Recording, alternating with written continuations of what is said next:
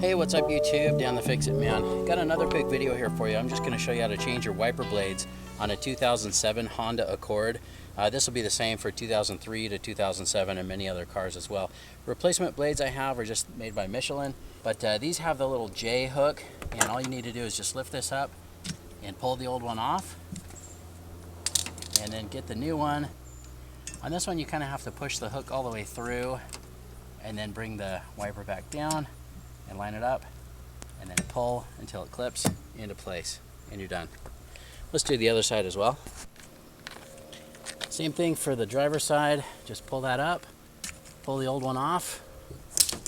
On the new one, again, it's a little bit easier just to kind of feed it through there and pull it until it seats into place.